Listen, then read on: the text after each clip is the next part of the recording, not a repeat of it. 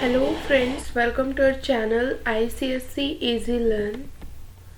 So today we are going to do our Hindi story that is of Sahitya Sagar, Bheed Mein Khoya Aadmi. Okay, but before reading this story, we must learn about the author.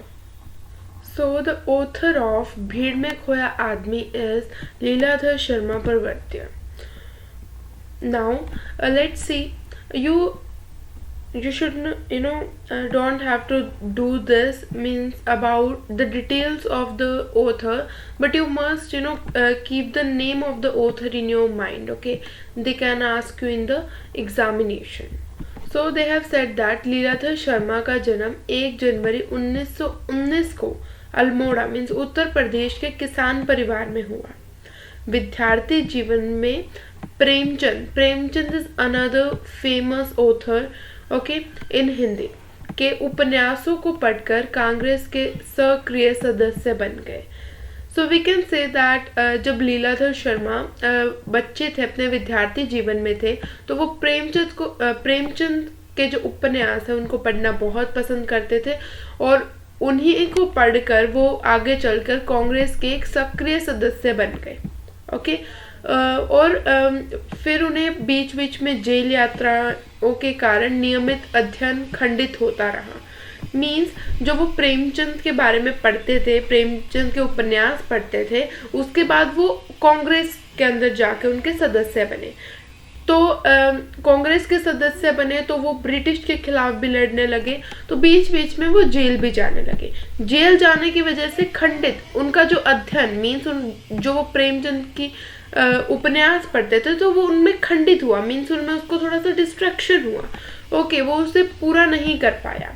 बाद में काशी विद्यापीठ वाराणसी से उन्होंने अपनी शास्त्री परीक्षा उत्तीर्ण की. तो फिर द्वितीय विश्व युद्ध हुआ. जब आरंभ होते ही उनको पुनः गिरफ्तार कर लिया गया, फिर से उनको गिरफ्तार कर लिया गया. वहां जेल में भी उन्होंने अपना अध्ययन कर्म बनाए रखा, पर उन्होंने जो अपना पढ़ाई का काम था, जो उनका काम था, उन्होंने उसको बंद नहीं किया, पर उसको अपना बनाए रखा जेल के अंदर भी. स्वाधीन भारत में उन्होंने विभिन्न पत्र पत्रिकाओं का संपादन कर पत्रकारिता के क्षेत्र में यश अर्जित किया. तो उन्होंने जब हमारे स्वाधीन भारत था, हम मतलब कि जब हमारा आज़ादी का वक्त था, तो इनका बहुत ज़्यादा योगदान था, क्योंकि ये लोगों को प्रेरित करते थे, ये लोगों को जागरूक करते थे अपने पत्र और पत्रिकाओं के जरिए. ओके, सो उत्तर प्रदेश सरकार की हिंदी समिति से उसके स्थापन काल से ही संबद्ध रहे और कई वर्ष उसके सचिव रहे. तो लीलाधर शर्मा थे, वो उत्तर प्रदेश सरकार की हिंदी समिति के सचिव भी रहे हैं. ओके, उत्तर प्रदेश शासन के उप सूचना निर्देशक पद से उत्तर प्रदेश शासन के उप सूचना निर्देशक पद से 1900 इसे हम कहेंगे 1979 में सेवानिवृत्त हुए. परवर्तिया जी की भाषा सरल और सुबोध है.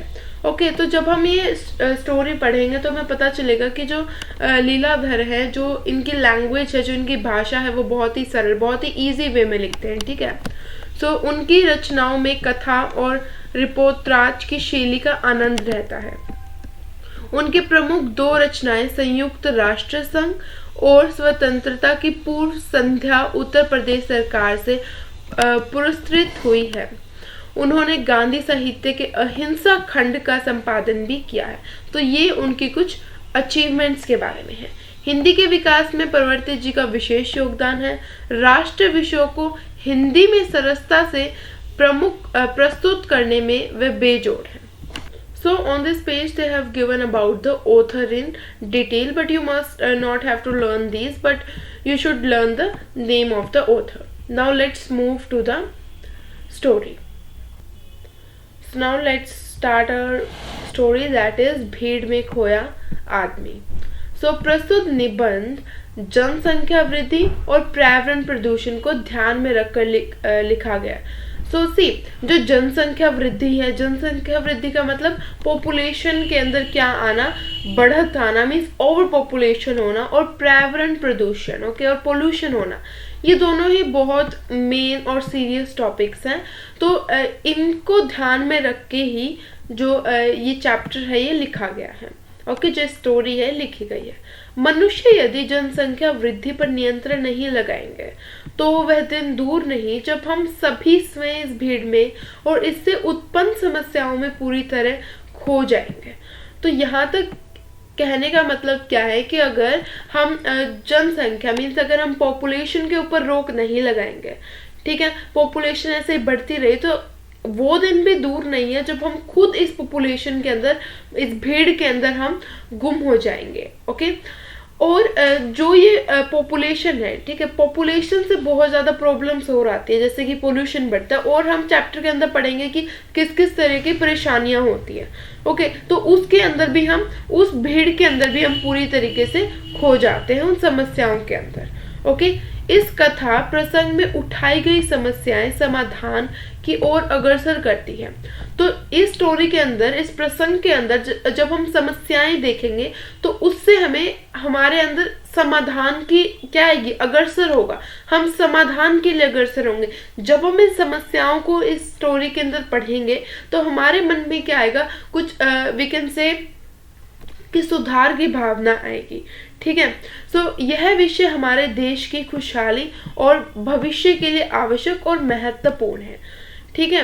तो जो ये जनसंख्या वृद्धि है या फिर पर्यावरण प्रदूषण है, ठीक है, दोनों ही कंसेप्ट जो हैं ये देश की खुशहाली के लिए भी और हमारे फ्यूचर के लिए भी क्या है, बहुत ही इम्पोर्टेंट टॉपिक्स है, बहुत ही इम्पोर्टेंट टॉपिक्स है।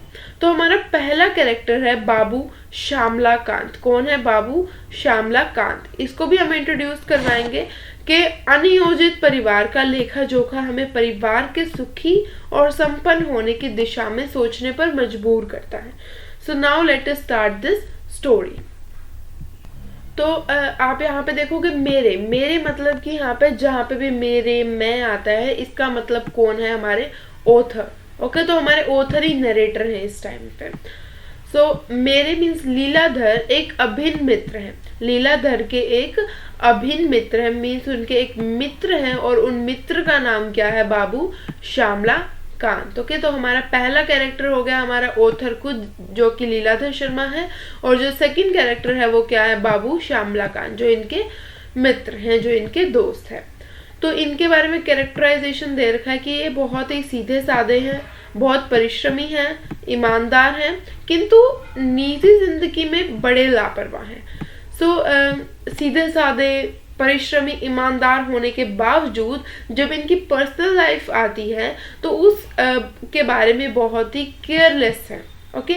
उम्र में मुझसे मीन्स उम्र में ऑथर से छोटे हैं, पर अपने घर में बच्चों की फौज खड़ी कर ली है। अब यहाँ पे बच्चों की फौज का क्या मतलब है कि उनके बहुत ज्यादा बच्चे हैं। पिछली गर्मियों में मुझे उनकी लड़की के विवाह में सम्मिलित होने के लिए हरिद्वार जाना था।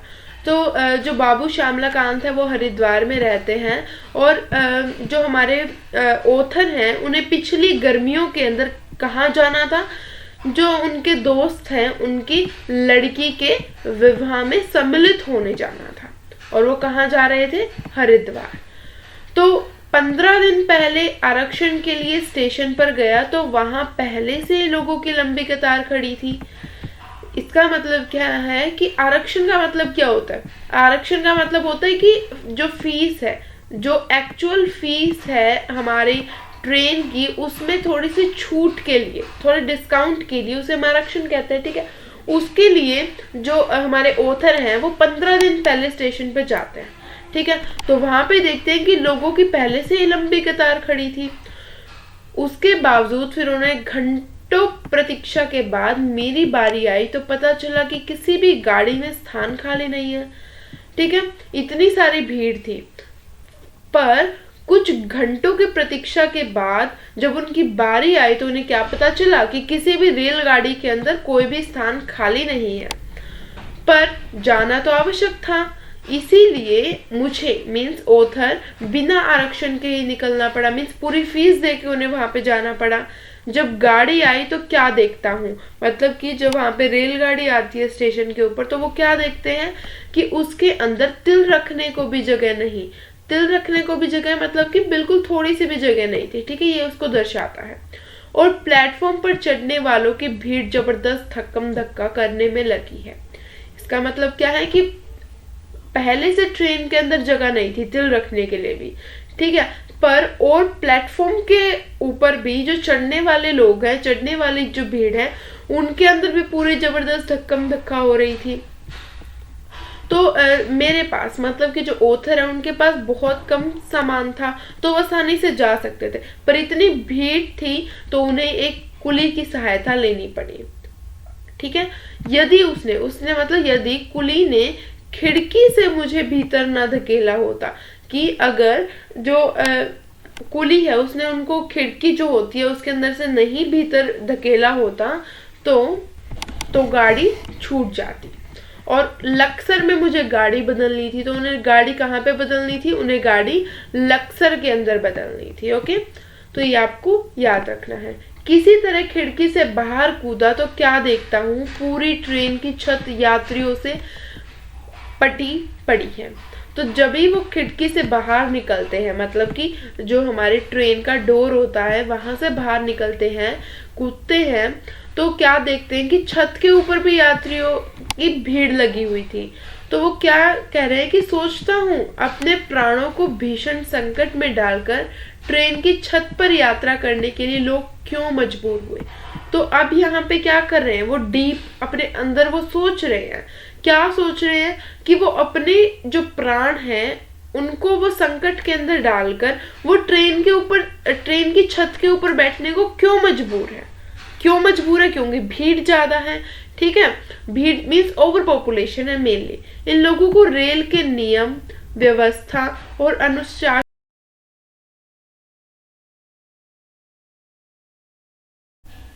हरिद्वार स्टेशन पर श्यामला कांत जी का बड़ा लड़का दीनानाथ मुझे लेने आया था। तो जब वो हरिद्वार स्टेशन पर पहुंचे तो जो उनका दोस्त था श्यामला कांत, उनका जो बड़ा लड़का है, बड़ा लड़के का क्या नाम है, दीनानाथ, मुझे लेने आया था। उसे अपनी पढ़ाई पूरी किए 2 वर्ष हो गए थे। तो जो दीनानाथ था उसको पढ़ाई किए 2 वर्ष हो गए थे, तभी से नौकरी की तलाश में भटक रहा है। मीन्स वो 2 सालों से वो नौकरी की तलाश में भटक रहा है। मैंने पूछा, अब तो जगह जगह रोजगार कार्यालय खुल गए हैं, उनकी सहायता क्यों नहीं लेते।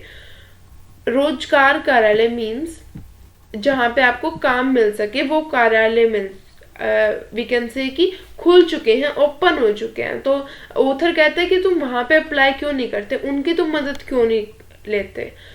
तो वो क्या कहने लगा, चाचा जी वहां भी गया था, पूरे दिन लाइन में खड़ा रहने पर जब मेरी बारी आई तो अफसर बोला, भाई नाम तो तुम्हारा लिख देता हूँ पर जल्दी नौकरी पाने की कोई आशा मत करना।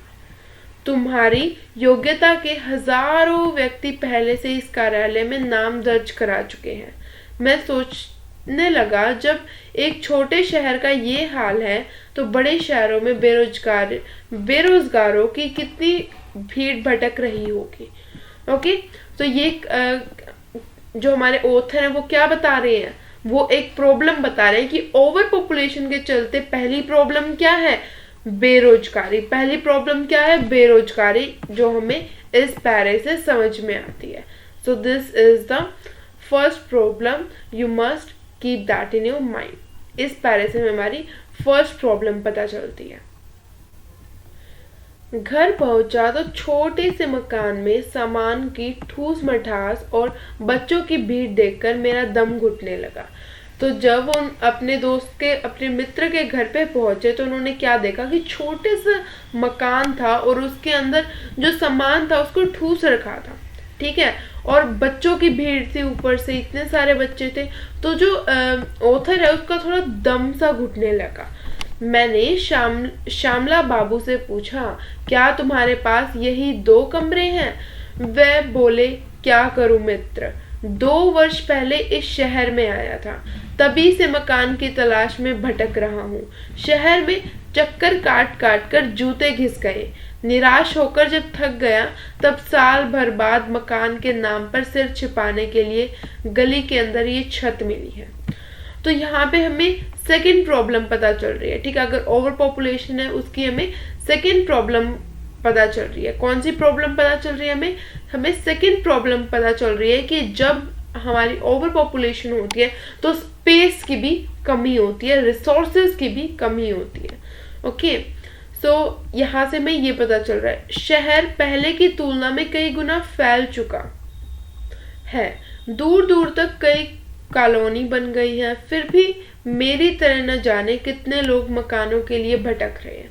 तो ये कहना क्या चाह रहे हैं कि पहले से शहर बड़ा हो चुका है और ज्यादा कॉलोनी और ज्यादा घर है, फिर भी लोगों को घर नहीं मिल रहे हैं रहने के लिए।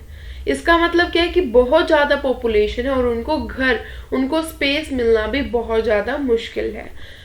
तो ना जाने कितने लोग मकानों के लिए भटक रहे हैं। हमारे देश में बढ़ती हुई आबादी का ही यह दुष्परिणाम है। जनसंख्या बढ़ रही है, मकान और खादान घट रहे हैं।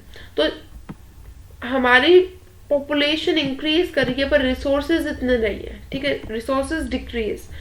उसी समय श्यामला जी की पत्नी जलपान लेकर आई। जलपान वीकेंड से वाटर या फिर स्नैक्स कुछ हम कह सकते हैं, लेकर आई। उनके पीछे उनकी 3 छोटी लड़कियां और पल्ला पकड़े 2 छोटे लड़के। मैं उनकी दुर्बल काया और पीला चेहरा देखकर स्तब्ध रह गया।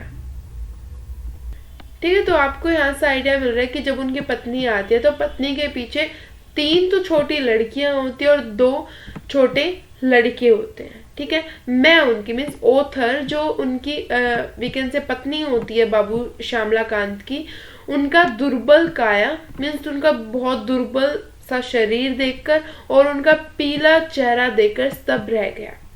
तो मैंने ओथर ने क्या पूछा, कब से अस्वस्थ है? तो उनका चेहरा उनके शरीर को देख के ओथर को पता चल जाता है कि बीमार है। तो वो कहते हैं कि आप कब से अस्वस्थ हैं? डॉक्टर को दिखाकर इलाज नहीं करा रही है क्या? वह फीकी मुस्कान मुस्कुरा दी, बोली, भाई साहब इतने बड़े परिवार में हर रोज कोई ना कोई बीमार रहता ही है। डॉक्टर को दिखाने अस्पताल गई तो अस्पतालों में आजकल रोगी और उनके संबंधी मधुमक्खी के छत्ते की तरह डॉक्टर को घेरे रहते हैं। यह भी अच्छी तरह किस किस को देखे। आजकल तो ऐसा लगता है मानो पूरा शहर की ही अस्पताल में उमड़ आया है। समझ में नहीं आता ऐसी भीड़ क्यों है।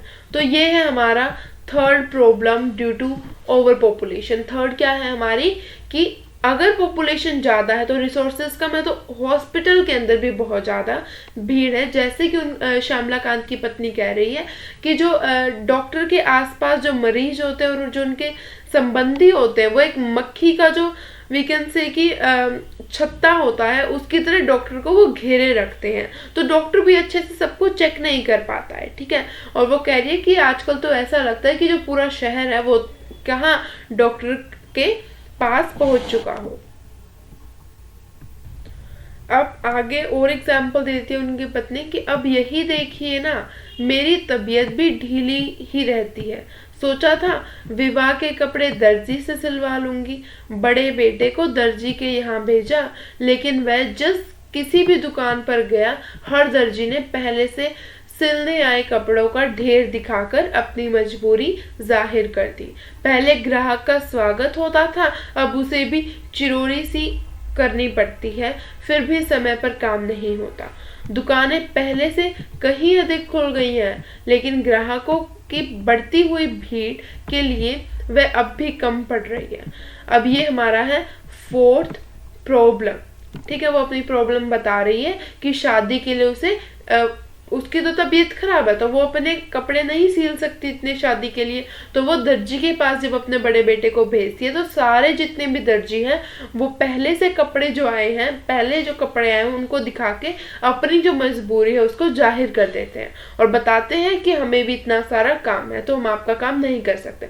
तो फिर उसकी पत्नी क्या कहती है कि देखो ना कि दुकानें तो बहुत ज्यादा बढ़ चुकी है, पर फिर भी इतनी भीड़ हो चुकी है कि इतनी दुकानें भी अभी कम पड़ रही हैं। तभी बाहर से दूसरे बेटे सुमंत का हारा थका जो दूसरे बेटे मीन्स पहला तो हमारा क्या हो गया, दीनानाथ हो गया, फिर दूसरे बेटे सुमंत का हारा थका झुंझलाया स्वर सुनाई दिया, माँ जल्दी से एक कप चाय बना दो, आज पूरा दिन राशन की दुकान पर लग गया। इतनी भीड़ थी कि लाइन खत्म होने को ही नहीं आती थी, फिर भी पूरा सामान नहीं मिल पाया। ओके, अब ये हमें 5th प्रॉब्लम बता रहे हैं कि अब जो राशन की दुकान है उस पे भी इतनी भीड़ होने लगी है। मैं सोचने लगा आखिर इस सब का कारण क्या है। मैं मतलब कि हमारा ऑथर अब क्या सोच रहा है, वो बहुत ज्यादा डीप एनालिसिस कर रहे हैं कि इन सारी चीजों का वी कैन से कि कारण क्या है। ठीक है, सो मोहल्ले मोहल्ले दुकानें हैं, मकान पहले से कहीं अधिक बन गए हैं और बनते जाते हैं, रोजगार के अनेक रास्ते निकल आए हैं, रेलगाड़ियों और बसों की संख्या पहले से कहीं अधिक बढ़ गई है, चिकित्सा सुविधाओं का विस्तार हुआ है, फिर भी लोगों की आवश्यकताएं पूरी नहीं हो पा रही है। पहली प्रॉब्लम क्या थी हमारी, पहली प्रॉब्लम तो घर था, तो वो कह रहा है कि मोहल्ले और घर भी ज्यादा बन गए हैं। दूसरी प्रॉब्लम क्या थी उसके बेटे की, रोजगार भी ज्यादा हो चुका है। थर्ड प्रॉब्लम हमारे रेलगाड़ी और बस, देखा ना हमने कि कितनी भीड़ थी जब वो आए थे। तीसरी प्रॉब्लम ये है। चौथी थी हमारी चिकित्सा मीन्स हेल्थ रिलेटेड थी। फोर्थ प्रॉब्लम ये है। फिफ्थ हमारी क्या थी कि लोगों की आवश्यकताएं। ओके, सो अब जो सारी चीजें हैं ये ज्यादा बढ़ चुकी है। ठीक है, जहां देखिए भीड़ ही भीड़ है। ये भीड़ क्यों बढ़ती जाती है, क्या आदमी स्वयं इसके लिए उत्तरदायी नहीं है? तो मतलब ये जितनी भी प्रॉब्लम्स हैं इनका रीजन कौन है, इनका रीजन एक आदमी ही है, हम ही इसके उत्तरदायी हैं। ओके, घर में बच्चों की भीड़ है। यह भीड़ भले ही हमें अच्छी लगती हो, लेकिन जब तक बच्चों के पालन पोषण की, रहन सहन की, शिक्षा दीक्षा की पूरी सुव्यवस्था न हो, यह भीड़ दुखदायी बन जाती है। अस्पताल में भीड़ क्यों है? क्या ये भीड़ किसी को सुहाती है? क्या कोई स्वेच्छा से अस्वस्थ होता है? नहीं, स्वयं कोई बीमार नहीं होना चाहता। बीमारी कुपोषण से, गंदे और संकीर्ण मकानों के दूषित वातावरण से होती है। यदि सीमित परिवार हो, ओके, सीमित मीन्स एक वी कैन से कि लिमिटेड हमारे फैमिली मेंबर्स हो, स्वच्छ जलवायु हो और खाने के लिए भरपूर भोजन सामग्री हो, तो बीमारी से बचा जा सकता है। रेल बस में भीड़ का कारण भी बढ़ती हुई जनसंख्या है। देश के अनुशासन पर दुष्प्रभाव पड़ता है। ओके, जितनी ज्यादा पॉपुलेशन होगी उतना ज्यादा जो डिसिप्लिन है उसको तोड़ने वाले लोग होंगे। सड़क पर दुर्घटनाएं होती हैं। सार्वजनिक स्थानों पर नियम और व्यवस्था का पालन नहीं होता। जिस काम के लिए आदमी दफ्तर, कचहरी, अस्पताल, स्टेशन आदि स्थानों पर जाता है, समय, शक्ति और धन व्यय करके भी वह कार्य सिद्ध नहीं कर पाता। वह स्वयं भीड़ में खो जाता है। भीड़ में खोया आदमी शायद यह तो समझ ही जाता है कि यह बढ़ती हुई जनसंख्या का परिणाम है। मुझे अपने मित्र श्यामलाकांत को अब इस भीड़ का रहस्य बताने की आवश्यकता नहीं है, क्योंकि वे स्वयं इस विपदा को झेल रहे हैं। ऐसा लगता है कि यदि समय रहते हमारा देश अब भी नहीं चेता और श्यामला बाबू की तरह परिवार बढ़ाता गया, तो वह दिन दूर नहीं जब वह स्वयं इस भीड़ में और इससे पैदा होने वाली समस्याओं में पूरी तरह खो जाएगा। लीलाधर शर्मा, प्रवर्त्य। So this is a chapter, and in this chapter we have done the problems that are arising from the overpopulation. Okay, तो ये चैप्टर बहुत ही इम्पॉर्टेंट था बिकॉज इस चैप्टर को आप एक ऐसे की फॉर्म में भी ले सकते हो कि इसके अंदर बहुत ज़्यादा इम्पॉर्टेंट पॉइंट्स भी थे, जैसे कि हम देख सकते हैं problems that are arising from the over population. Okay, first क्या थी कि भीड़ बहुत ज़्यादा होती है पब्लिक प्लेसेस में। बस जो ट्रेन हो गई वहाँ पे क्या हो रहा है, भीड़ ज़्यादा हो रही है तो अनुशासन जो है वो कम होता है। क्यों? क्योंकि लोग छतों के ऊपर बैठ रहे ट्रेनों की, जो अनुशासन तोड़ रहे हैं, ठीक है। इसका मतलब कि अनुशासन भी कहीं ना कहीं टूटता है, ठीक है। तो बहुत ज़्यादा प्रॉब्लम्स के बारे में इस चैप्टर के अंदर हमने पढ़ा, और आई कैन से कि ये चैप्टर बहुत ही सरल भाषा के अंदर लिखा गया है। जैसे कि हमने पढ़ा, कोई ज़्यादा कठिन शब्द नहीं थे इस चैप्टर के अंदर। सो इट इज़ सरल भाषा के अंदर लिखा गया, तो हमें पता चलता है कि लीलाधर शर्मा बहुत ही सरल भाषा के व्यक्ति थे, ठीक है। तो हमने इस चैप्टर को बहुत ही खूबसूरती से पढ़ा, और अगर आपको कोई भी डिफ़िकल्टी हो तो आप कमेंट सेक्शन के अंदर लिखिए उसे। Any doubt, any query, write that in the comment section, and also subscribe our channel for more videos of this type only, and also like this video and share it with all your friends. So bye bye, meet you in the next video.